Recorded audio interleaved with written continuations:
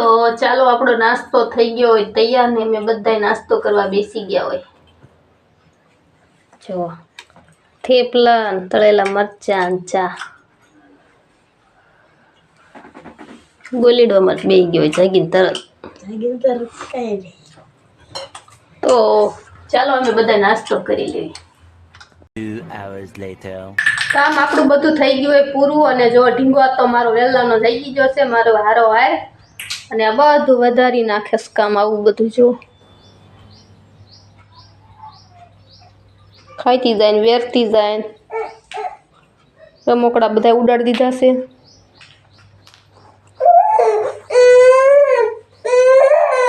જો રોવાનું પણ ચાલુ કરી દીધું સાચું।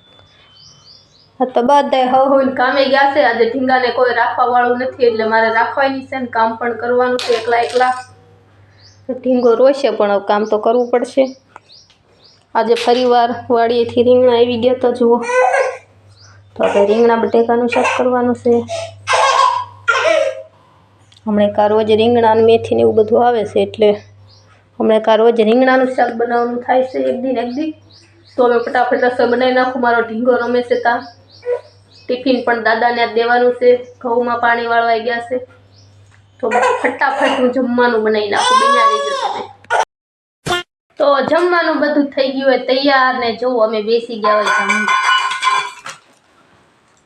જો રીંગણાનું શાક કેવું સરસ બન્યું છે ને લીલા રીંગણા હતા મામાજીના ઘરના બાજરાનો રોટલો શાક મમરા ને મૂળા એ પણ મામાજીના ઘરના છે। અમારે તો બધું મામાજીના ઘરેથી જ આવે છે મૂળા ને મેથી રીંગણા ધાણા બધું અત્યારે શિયાળો છે એટલે વધારે આવે છે જાજા ભાઈ તો અહીંયાથી ને બધું અમારા મામાજીના ઘરેથી આવે છે। હમણાં કાં તો રોજ રીંગણા તો અહીંયાથી જ આવે છે। શાક સરસ મીઠું થાય છે એટલે મસ્ત બનાવી નાખ્યું છે શાક। શું તમારે મામાજીના ઘરનું આવે છે એટલે અમે તો જો રોજ રીંગણાનું હમણાં કોઈ બનાવી જ છીએ મસ્ત શાક થાય મીઠું જોશ। ઢીંગાના પપ્પાએ ચાલુ કરી દીધું છે મૂળા પણ ત્યાંથી ને દાવ્યા છે મામાજી ઘરેથી। તો અમે જમી લેવી હવે કન્ટિન્યુ બન્યા રહેજો। જમી તો લીધું પણ જો જમીન તરત મારા ઢીંગાએ રોવાનું કહી દીધું ચાલુ તો અમારે બધું કામ તો બધું પડ્યું છે હવે મારે હું રહી પડશે જો પેલા તો આને હું રહી પડે ને કે તો કામ કરવા દે નહીં વાસણ ને પોતું ને બધું પડ્યું છે તો હવે ઢીંગાને મારે પેલા હુરાવો પડશે ને કે રો કરશે તો ઢીંગાને હુરાઈ દઉં। અડધી કલાક હિસકો નાખ્યો પણ ઢીંગો મારો તોય પૂતો નહીં જો ટાંગા લબડાઈને બેસી ગયા છે ધારે પછી તો મેં એને રાખતા રાખતા બધું કામ બતાવ્યું।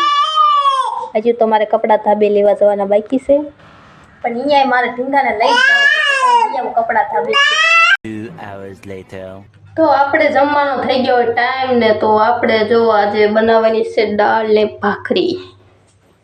તો એની માટે મેં જો દાળ બાફી નાખી હોય મોગરની મસૂરની અને તુરની અને એને આમાં વઘારવાની હોય આપણે તેલ પણ નાખી દીધું છે અને એની માટે છે જો આ બધા મસાલા આનીથી આપણે વઘારવાની છે પછી છેલ્લે જલારામ મસાલો નાખવાનો છે આ પણ મસાલો નાખવાનો છે અને જો આપણે ભાખરીનો લોટ પણ બાંધી દીધો છે।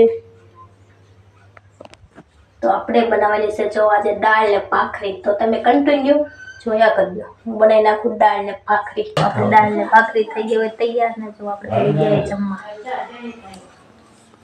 જો મસ્ત મજાની દાળ ભાખરી લીંબુવાળી ડુંગળી પાપડ અને જો બધા બેસી ગયા હોય જમવા મારા ઢીંગાએ પણ ખાઈ લીધું હોય તો હવે અમે બધા જમી લઈએ તો મળશું હવે નવા બ્લોગ માતાજી।